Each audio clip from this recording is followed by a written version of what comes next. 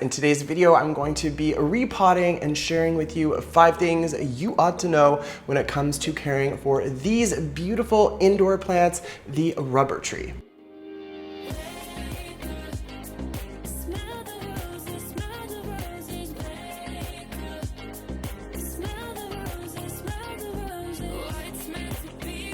It never hurts to wipe your rubber tree leaves down. These things can get pretty dusty pretty quickly, but like I said, in this video, I'm going to be repotting this rubber tree. It's getting pretty large. There's three distinct plants in here, and I've had it in this container for a long time, and I kind of want to stake it up.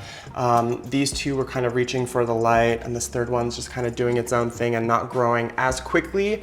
But like I said, I'm going to be sharing the 5 things you ought to know when it comes to caring for these beautiful plants, and I'm going to try to repot this and stake it up as well. And I'll be sharing, of course, the ideal soil composition, how to care for it when it comes to light watering, temperature, humidity, and fertilization. So if you're into all of that, stay tuned. Thanks for checking out this video. I'm Tyler. If you like what you're seeing or you find this video to be useful, don't forget to give it a thumbs up, or better yet, you can hit that subscribe button. Now, to really show me some love, click on the bell for alerts and notifications for future content. Oh yeah, don't forget to check out my merch store, tylermossup.com. So the rubber plant, or the rubber tree, whatever you want to call it, Ficus Elastica, they aren't too crazy picky when it comes to what you include in their soil composition. So I'm including a variety of things. However, that being said,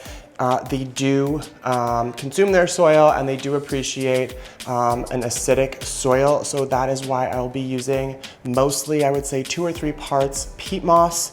And then just to keep some variety and drainage in there, I'm going to be using some orchid bark mix with a little bit of grit, as well as a succulent mix. This succulent mix happens to have quite a bit of perlite in it, and I think this will be a really good combo. Just keep in mind that these plants do appreciate you kind of updating and giving them a little bit more topsoil on the top, or you can repot them and provide that new fresh soil for them. Just keep in mind to use some peat moss or something that's going to help keep the soil pH on the acidic side. So I was able to really loosen those roots out of the previous soil mix.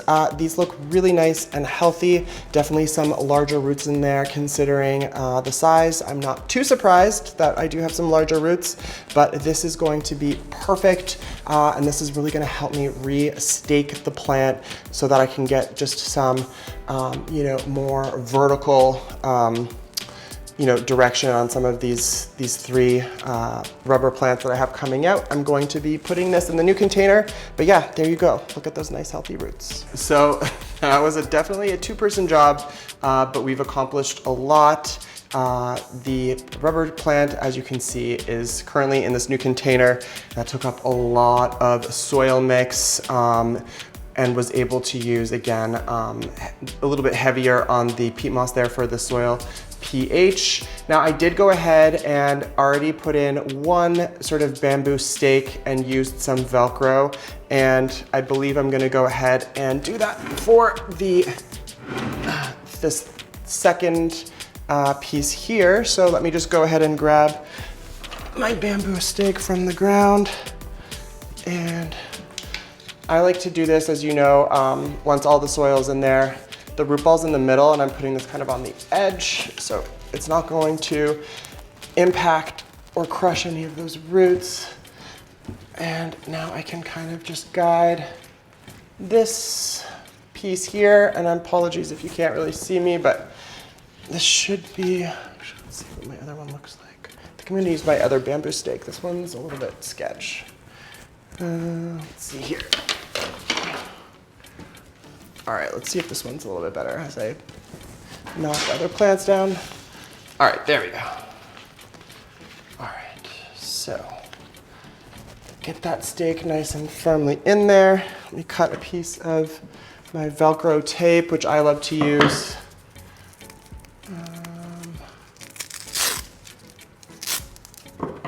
I can just kind of attach it to this stop it from kind of bending towards the light. Perfect. All right, let me come up to the front and I'm gonna try to get a little stake and do that front one.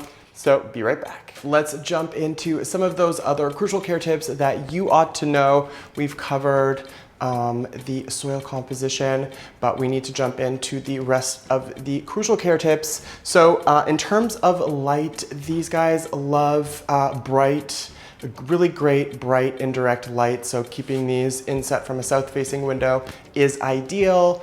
Don't do what I did a few summers ago and think it's a good idea to put this plant outdoors. Luckily, the plant didn't receive too much damage, but as you can see on this leaf and a couple of others, it had some major sun damage. So these guys do need to be inset from a south-facing window to really get that sort of perfect amount of bright indirect light.